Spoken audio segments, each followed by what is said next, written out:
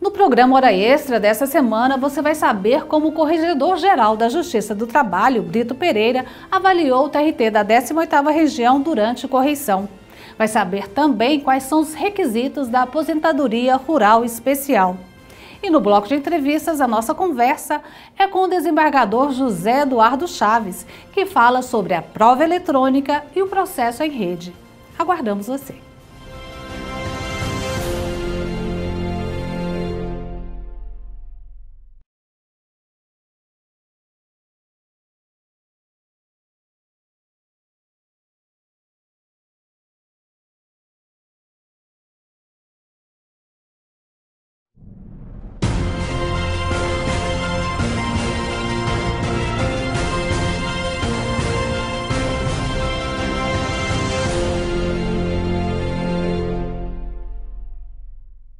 Está começando mais uma edição do Hora Extra e neste programa você vai conferir os seguintes destaques.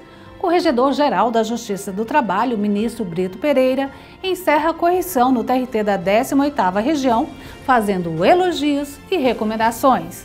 Saiba quais são os requisitos da Aposentadoria Rural Especial. Muitos trabalhadores desconhecem o benefício.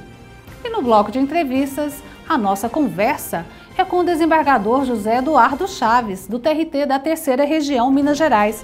Ele fala sobre a prova eletrônica e sobre o processo em rede. O Hora Extra está começando agora. O Corregedor-Geral da Justiça do Trabalho, Brito Pereira, realizou correição no TRT da 18ª Região Goiás. O Centro Judiciário de Solução de Conflitos e Cidadania foi destacado pelo ministro como uma boa prática do tribunal. Durante 5 dias, o ministro Brito Pereira, Corregedor-Geral da Justiça do Trabalho, visitou departamentos e fiscalizou os serviços prestados pelo TRT goiano. Ele veio fazer a correição ordinária, uma espécie de avaliação que acontece todos os anos em todos os tribunais regionais do país. A leitura da ata foi realizada no auditório do Fórum Trabalhista, com o objetivo de identificar os pontos fortes e fracos do tribunal e apresentar soluções. Para começar, a Corregedoria elogiou a boa convivência dos servidores no ambiente de trabalho, a criação do setor de responsabilidade socioambiental e a iniciativa de valorizar a atividade itinerante da Justiça. Também destacou os resultados do processo judicial eletrônico e o projeto que está sendo desenvolvido para que a conciliação entre as partes seja feita pela internet. No aspecto judicial, é de se referir à Central de Cálculos, à Central de Inteligência e o Centro Judiciário de Solução de Conflitos e Cidadania do Tribunal Regional.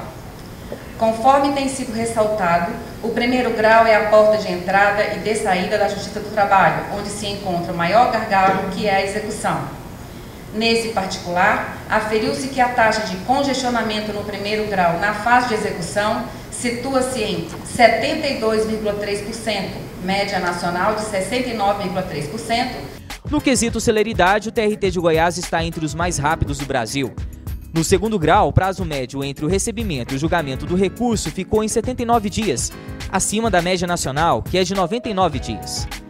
Entre as boas práticas do TRT de Goiás, uma chamou bastante a atenção do ministro corregedor, o Centro Judiciário de Solução de Conflitos, que busca agilizar os processos trabalhistas por meio da conciliação. Aqui, um juiz, com a ajuda de servidores especializados, consegue acompanhar várias audiências ao mesmo tempo, um caminho mais fácil e mais rápido para o empregador e empregado chegarem ao tão esperado acordo. Só no ano passado, o Núcleo de Goiânia recebeu quase 5.500 processos, sendo que em 1.620 houve conciliação. Esse processo vem para esse centro num ambiente absolutamente leve, bonito, bem organizado, um salão de espera muito confortável, com servidores muito bem qualificados para recebê-los, desde a recepção, desde a espera para ser chamado para tentar a conciliação, até a conciliação. E com um juiz do trabalho designado para ficar naquele plantão enquanto tiver um processo para conciliar. Até o último processo para conciliar, o juiz está ali para dar apoio, para conversar com as partes, homologar o acordo, esclarecer para as partes em que consiste aquele acordo e quais as condições para cumprir aquele acordo, de forma que eu vi nesse centro algo muito interessante, inteligente e de uma praticidade formidável. As instalações físicas e o quadro de professores da Escola Judicial, onde magistrados e servidores recebem cursos de formação, foram motivos de elogios. Mas a Corregedoria também apontou alguns problemas no TRT goiano. Criticou a falta de servidores nas varas com maior movimentação processual. O déficit é de 115 funcionários. Também não gostou de ver que a interrupção das férias dos juízes tem sido constante. Nem sempre o desembargador cumpre as suas férias integralmente. Isso é nocivo para a saúde e parece que não ajuda muito no global, na administração da justiça. Todas as críticas e recomendações, segundo o presidente da 18ª Região, são bem-vindas e servem para orientar o trabalho da Justiça. Vamos tentar obedecer ao máximo no sentido de não solicitar o auxílio de magistrados que estejam fruindo férias para que eles possam ter o devido descanso e recomposição física e mental. Nós vamos tentar cumprir todas as recomendações, mas algumas delas estão ligadas ao aumento do nosso quadro de servidores, que o próprio ministro reconheceu durante a correição realizada que nós estamos precisando de aumentar o nosso quadro. Prestar um serviço jurisdicional rápido e de qualidade para a população. Esta é a missão do TRT de Goiás, que a cada dia ganha mais destaque no cenário nacional. Posso dizer com segurança e sem medo de errar que esse é um dos melhores dos quais já fiz correção. Estou muito entusiasmado com o que vi aqui e saio daqui melhor, porque vi um tribunal muito bom. Muitos trabalhadores rurais desconhecem o benefício da aposentadoria especial. O professor Milton Heinen explica quais são os requisitos para o trabalhador requerer esse benefício. Confira. O trabalho é pesado, geralmente executado sob o sol forte. Exige força braçal. É preciso acordar mais cedo para iniciar a jornada. Essas são características comuns no trabalho rural. Levando em conta essas questões, a aposentadoria por idade de trabalhadores dessa área é concedida mais cedo. É indiscutível uma maior dificuldade das pessoas com idade mais avançada em exercer serviços dessa natureza. Existe, portanto, a chamada aposentadoria especial, quando a idade mínima é de 60 anos para o homem e de 55 para a mulher, enquanto na modalidade comum é de 65 e 60, respectivamente. O professor de Direito do Trabalho e Previdenciário Milton Heinen explica como ela ocorre.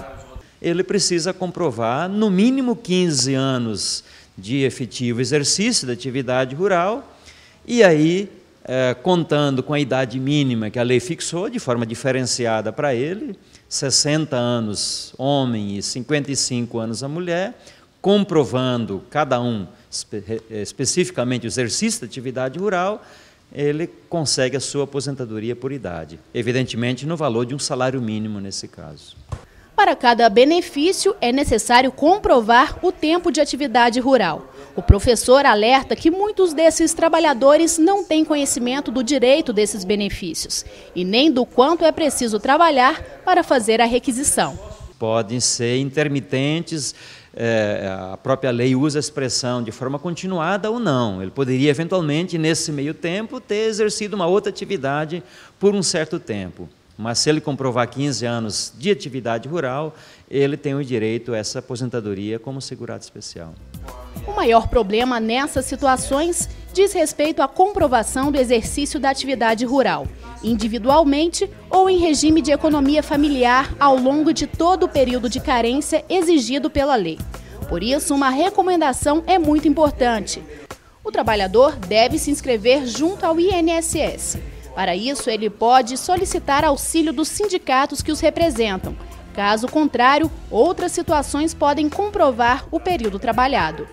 Em primeiro lugar, ele não deveria nunca aguardar apenas o momento de busca de um benefício para tentar se formalizar e comprovar o exercício da atividade junto ao INSS, né? Ele teria que fazer isso desde o início da sua vida laboral, de atividade rural, né? E, nessa condição, todos os documentos, contrato de arrendamento, contrato de parceria que ele realizar com proprietários de terra, a sua ficha de filiação ao sindicato, a sua carteirinha, o comprovante de contribuição da mensalidade sindical, ficha de atendimento hospitalar constando a condição de trabalhador rural ou de agricultor familiar. Então, são documentos que servem para comprovação, mesmo que não plena, mas, no mínimo, como uma garantia do início de prova documental, que, caso necessário, vai ser complementada depois por prova testemunhal.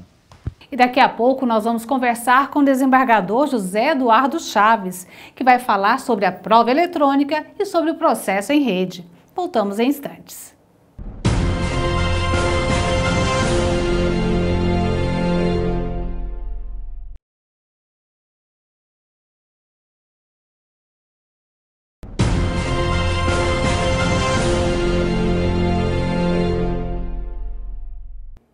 As novas tecnologias de comunicação e informação apresentam um enorme potencial de transformação do sistema judicial, tanto na administração e gestão da justiça e na transformação do exercício das profissões jurídicas, como na democratização do acesso ao direito e à justiça.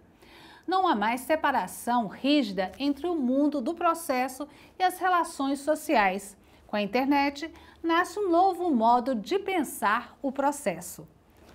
E para falar sobre a prova eletrônica e sobre o processo em rede, nós recebemos em nossos estúdios o desembargador José Eduardo Chaves, do TRT da 3ª Região Minas Gerais. Ele que é também doutor em Direitos Fundamentais pela Universidade Carlos III de Madrid. Desembargador, muito obrigada pela sua presença aqui no Hora Extra, aceitar o convite, vindo direto do aeroporto para os nossos estúdios. Essa disponibilidade não tem preço. Muito obrigada. Márcia, eu que agradeço o convite. Desembargador, você tem falado muito sobre o juiz e a conectividade. O processo não pode, hoje, ele não pode mais fugir do mundo virtual. Como é que os tribunais podem e têm de lidar com isso no dia a dia? Hoje, um grande pensador sobre a era da informação, que é o Castells, ele diz que a grande questão filosófica da atualidade é a questão do ser e da conectividade. Então, essa questão da conectividade, ela tem repercussões na economia, na filosofia, na sociologia, nas redes sociais, em todos os campos do conhecimento. E, sobretudo, também no direito, e no processo, e assim no juiz. Então, o juiz, ele está hoje sujeito a todos esses fluxos e influxos da rede. Não tem como ele fugir mais disso. Você tem falado muito que o poder dos fluxos é mais importante que os fluxos do poder. O que isso significa? Para a gente entender melhor essa frase, que é do mesmo pensador, que é o Manuel Castells, basta substituir a palavrinha fluxos por rede, para a gente entender melhor. Então, o poder da rede é mais importante ou mais forte, mais poderoso do que as redes do poder. A gente, em primeiro momento, a gente duvida disso, porque a gente acha que o poder sempre tem mais poder do que tudo. Mas, e essa frase, ela foi cunhada num livro do Castells há uns 20 anos atrás, e ninguém imaginava o poder dessa frase, dessa sentença. Mas quando a gente percebeu aqueles movimentos que aconteceram no norte da África, chamada Primavera Árabe, né, em que ditaduras, como a ditadura do Egito, uma ditadura de 30, 40 anos, caiu como um castelo de cartas, pela conectividade, pelo Facebook, pelo Twitter, pela convocação das pessoas por mensagens eletrônicas e pôs o povo na rua. Isso ninguém imaginava, essa força da rede, essa potência que a conectividade traz e que inclusive, o poder fica de joelhos diante desse poder da conexão das pessoas. A antiga cultura da máxima que dizia que só vale o que está nos autos é difícil de ser mudada ou, ao contrário, com as novas tecnologias, isso tem mudado com facilidade? Olha, essa máxima, né, é uma máxima que ela é estruturante do pensamento de todos os juristas, do advogado, do juiz, do Ministério Público. Todo mundo raciocina e opera no mundo jurídico a partir da lógica de que só vale o que está dentro do caderninho de papel, só vale o que está escrito, escriturado. Por isso a gente diz que é o princípio da escritura, é que ele é estruturante do pensamento e da racionalidade dos juristas. Só que o processo eletrônico, ele está mudando isso. Porque o caderninho de papel, que era o processo, ele é fisicamente separado do mundo. Aqui está o caderninho, aqui estão escrituradas as coisas e aqui está o mundo. Mas no processo eletrônico, o processo eletrônico ele está na rede, está nos fluxos da rede. Então, ele não está mais separado, como era o caderninho de papel, separado fisicamente do mundo. Ele está conectado com o mundo. E isso muda toda a racionalidade. A capacidade das partes trazerem prova para o processo, né? A gente costuma falar, agora que inverteu tudo, agora o que está no Google está dentro do processo, né? E isso altera profundamente toda a lógica e toda a racionalidade processual. Isso vai ser isso não tem volta mais. Já que mudou toda essa lógica do processo, como é que o Poder Judiciário está se adaptando a esse novo mundo, esse novo universo e essa nova lógica? Olha, a gente tem assim no Brasil um complexo de vira-lata, de achar que a gente faz mal as coisas. O processo eletrônico brasileiro é o mais avançado do mundo. O PJE é o maior sistema de processo eletrônico do mundo. Nós já temos mais de 3 milhões de processos, né, com mais de 2 a quase 3 mil juízes envolvidos, talvez mais de 100 mil advogados operando. Isso você vai contar isso no exterior, eles duvidam, acham que isso é mentira, que nós não somos capazes de fazer isso. Eu acho que o PJE ele pode e deve melhorar muito, ele vai melhorar muito, porque ele é um projeto ainda em construção, mas ele já é o maior sistema de processo eletrônico do mundo. Nós não temos nada comparado com o que nós temos aqui no Brasil, no PJE. Então eu acho que andou bem, está andando bem o judiciário com relação a isso. Com essa acessibilidade do cidadão, do jurisdicionado a esse processo, o pertencimento de justiça do Poder Judiciário também passa um pouco para o cidadão? Sim, porque uma palavra que é muito significativa para o judiciário é a questão do acesso ao judiciário. Agora o acesso se faz pela internet, pela rede. Isso facilita tanto do cidadão acessar, ter acesso à justiça, ter acesso ao Poder Judiciário, como também dele, como eu disse anteriormente, dele trazer a verdade, as suas provas. Ele tem muito mais maneiras de trazer para dentro do processo virtual aquela prova virtual contida, por exemplo, na internet. E no caso, a Lei 11.419 de 2006, ela realmente está colaborando, ela é eficaz?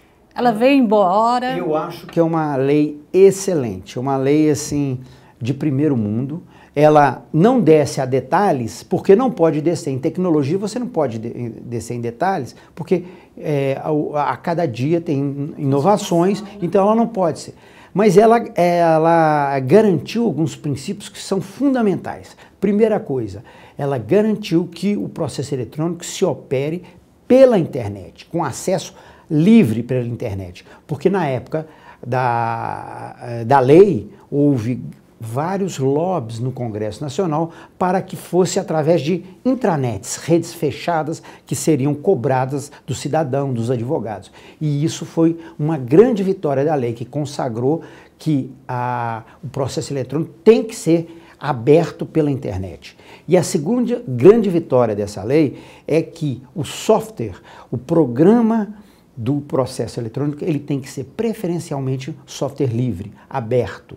Ele não pode ser um programa proprietário, porque o Poder Judiciário não pode ficar refém de uma única empresa, dona de um software de processo eletrônico, porque ele ficaria refém dessa empresa.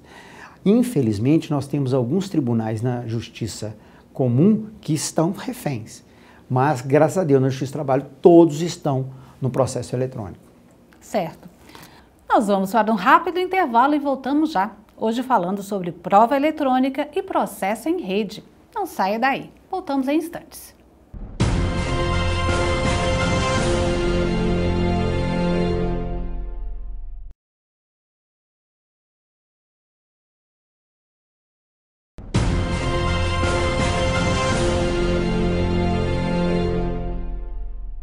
Nós estamos de volta com o nosso quadro de entrevistas, hoje recebendo em nossos estúdios o desembargador José Eduardo Chaves, do TRT da 3ª Região Minas Gerais, para falar sobre a prova eletrônica e sobre o processo em rede. Você disse no bloco anterior que o ideal, o certo, é que os processos judiciais eletrônicos, todo o sistema, seja de domínio público. É o caso da Justiça do Trabalho? Exatamente, esse é o caso. O software não é um software proprietário, não pertence a nenhuma empresa, isso pertence ao Estado. Então, o Estado jamais, a Justiça do Trabalho jamais ficará refém de uma empresa no que toca ao programa, ao sistema de processo eletrônico. Com relação à prova no processo do trabalho, você disse que o princípio da conexão torna o processo mais inquisitivo. O que vem a ser isso? Isso aumenta também a responsabilidade do juiz? Sim, isso aumenta a responsabilidade do juiz. O processo inquisitivo é aquele em que o juiz impulsiona mais. Um processo dispositivo é o que o juiz espera que as partes tragam a eles as provas, ele fica comodamente esperando. O juiz inquisitivo é aquele juiz que não fica apenas esperando que as partes tragam para ele a prova. Ele vai atrás da prova, ele vai atrás da verdade, ele busca os fatos. E como a facilidade da conexão através do hipertexto, através do link, com simples clique, ele entra e sai do processo, então a tendência é que o juiz se torne mais inquisitivo, ou seja, ele vá atrás da prova e traga aquela verdade, aqueles fatos que estão na rede, que estão na internet, para dentro dos autos, como prova, para fortalecer e fundamentar o direito das partes. Bom, justamente está falando da possibilidade de buscar essas provas, né? E que hoje o juiz tem mais ferramentas de busca, né? De determinar que certos procedimentos também sejam adotados. Mas essa busca, um processo mais aberto, também não torna esse processo um pouco mais vulnerável? De certa forma, ele é um processo que nós não podemos pensar naquele processo estabilizado como é no papel. Sim. É um processo mais vulnerável, né? Nós vivemos hoje uma sociedade mais vulnerável nesse sentido, o processo também. Agora, o que nós não podemos, eu costumo dizer, é nos transformar no juiz ou no jurista avestruz.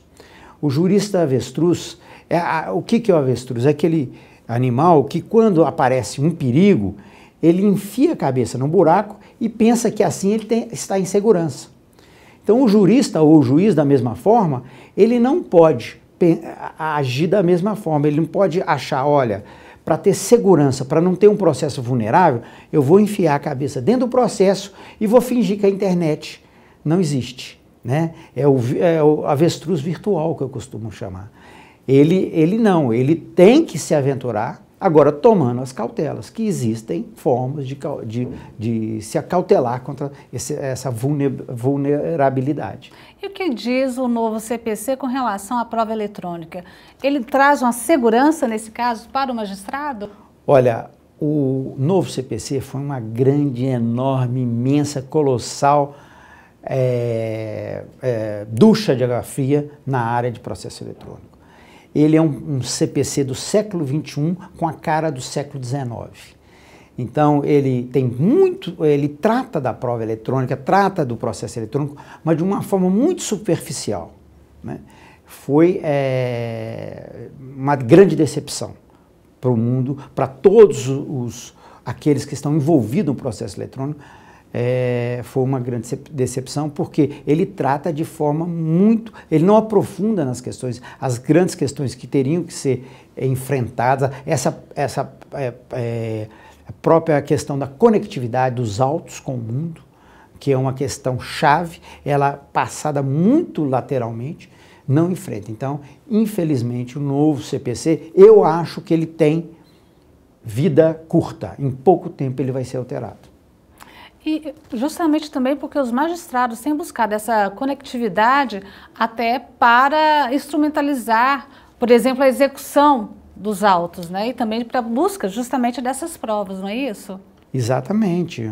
Começou justamente na execução, essa conectividade, por exemplo, do juiz, dentro do seu gabinete, ele dá uma ordem de bloqueio eletrônica pela internet e bloqueia a conta onde aquela empresa tem no Brasil, em qualquer agência de bancária no Brasil, bloqueia um dinheiro daquela. Então dá muito mais efetividade. Então começou pela via da execução, a conectividade.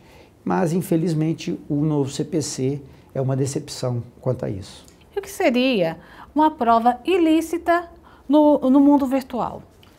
Bom, o mundo virtual é o mundo das vulnerabilidades, das invasões de hackers nos bancos de dados. Então, o que seria prova ilícita? Invadir, por exemplo, o computador de uma pessoa ou de uma empresa e para pegar, por exemplo, as mensagens eletrônicas daquela pessoa, violando a intimidade, a privacidade dela, ou então violar os segredos de uma empresa que estão num banco de dados. Então, esse tipo de dado, a nossa Constituição não aceita prova ilícita. Prova que viola o sigilo, a intimidade, o sigilo bancário, fiscal, a nossa Constituição não permite, não dá validade a esses atos. Não se pode fazer prova através de um meio ilícito. Ou seja, se estiver violando a privacidade, mesmo que no mundo virtual, seria ilícito. É ilícito. Certo. Eu conversei com o desembargador José Eduardo Chaves, do TRT de Minas Gerais, sobre conectividade, processo em rede e prova eletrônica. Desembargador, muito obrigada mais uma vez por sua presença aqui no Hora Extra. Márcia, eu que agradeço novamente o convite. Estou muito honrada. Esta edição do Hora Extra chega ao fim. Muito obrigada pela sua atenção e até a próxima semana. E mais informações sobre o TRT de Goiás você acompanha também no mundo virtual, no Facebook e Twitter. Até a próxima semana!